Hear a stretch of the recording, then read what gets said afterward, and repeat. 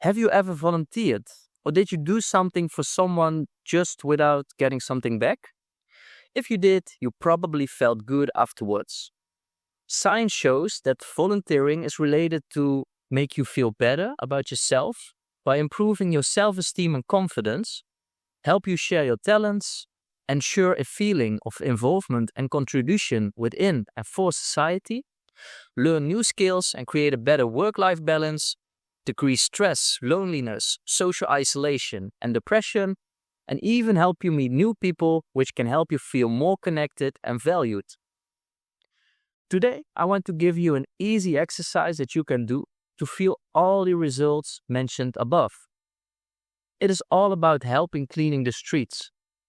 Grab a plastic bag from your home and put on a glove. You are going to walk outside for at least 5 minutes and you are going to pick up the dirt that you see in the street or somewhere in nature nearby your home. At the end of this exercise, you can throw the bag of dirt away and you can be proud that you care about your environment.